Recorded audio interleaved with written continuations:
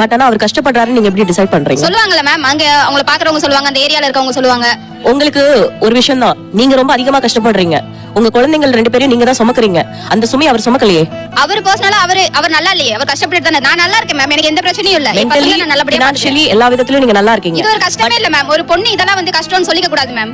ஒரு குழந்தையோட ரெஸ்பான்சிபிலிட்டி தான் நான் பேசுறேன். as a men அவங்களுக்கு equal responsibility of the child இருக்கு. அதை உதாசீனப்படுத்திட்டு போன ஒருத்தருக்கு நீங்க சப்போர்ட் பண்ணி அங்க உட்கார்ந்து இருக்கிறதே தப்பு.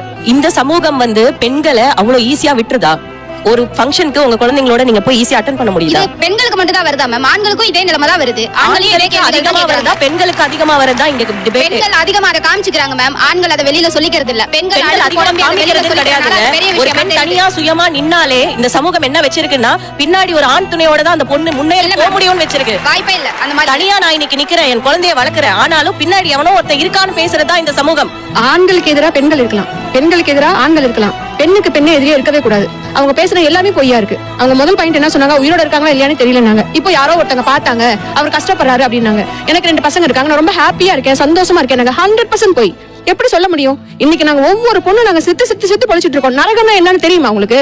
நான் என்ன தப்பு பண்ணேன்? எனக்கு ஏன் இந்த கணவன்ற ஒருத்தரே இல்ல? நான் என்ன தப்பு பண்ணேன்? பிடிச்சது அவன் தப்பு, குடும்பத்தை காப்பாத்தாம விட்டது அவன் தப்பு, எனக்கு குழந்தைங்க கொடுத்தது அவன் தப்பு. நான் ரெஸ்பான்சிபிலிட்டியா இருக்கேன், நான் பொறுமையோட இருக்கேன், நான் வலியை தாங்கிக்கிறேன். ஆனா நான் வலியை அனுபவிச்சுட்டே இருக்கேன் வாழ்க்கை ஃபுல்லா. இப்ப உங்களை பார்த்தா ஆவுடையப்பன், ஓகே ரைட், அவ்வளவுதான் விட்டுருவாங்க. உங்க மனைவி பத்தி யாராவது கேட்பாங்களா? கேட்க மாட்டாங்க. நான் எங்க போனாலும் என் கணவனை பத்தி கேக்குறாங்க, என் குழந்தைங்க கிட்ட கேக்குறாங்க, அப்பா யாரு, உங்க ஹஸ்பண்ட் என்ன பண்றாரு, எல்லாமே கேட்டு சாவடி பண்ணுங்க சார். நீங்க சொல்றதெல்லாம் உண்மைதான், நீங்க சொல்றதெல்லாம் பிராக்டிகலா இருக்கக்கூடிய பிரச்சனை தான். பட் அவங்க சொல்றதுல இன்னொரு ப்ராசஸ் பண்ணாங்க. என்னன்னா, ஒரு திருமணத்தை காப்பாற்றணும் அப்படின்னு ஒரு ஆண் முயற்சி பண்ணும் பொழுது, ஒரு ஆண் எவ்வளவோ முயற்சி பண்ணாலும் ஒரு பெண் இடத்துல முடிவு பண்ணி no this will not work அப்படின்னு என் பண்ண நினைச்சிட்டாங்கன்னா, அதுக்கப்புறம் எவ்வளவு பண்ணாலும் முடியாது. அப்போ அதுல மெஜாரிட்டியான பங்கு வந்து பெண்ணுக்கு தான் இருக்கு. பெண் தான் இனிஷியேட்டிவ் பண்றாங்க அப்படிங்கிறாங்க. சூப்பர் சார், இதுதான் நாங்களும் சொல்றோம். பக்கா செல்ஃபிஸ் ஆண்கள். அவங்க எப்படி இனிஷியேட்டிவ் பண்ணுவாங்க? காலையில டீ வச்சு கொடுக்கணுமே, காலையில சாப்பிடணுமே, பிள்ளைக்கு ஆய் கழுவி விடணுமே, வீடு சுத்தம் பண்ணணுமே, வாசல் தெளிச்சு கோலம் போடணுமே, மாமியாரை பாத்துக்கணுமே, மாமனாரை பாத்துக்கணுமே, சட்டையை அயன் பண்ணி கொடுக்கணுமே, குடுகுடுன்னு ஓடி போய் வாங்கிட்டு வந்து எல்லாத்தையும் செஞ்சு வைக்கணுமே.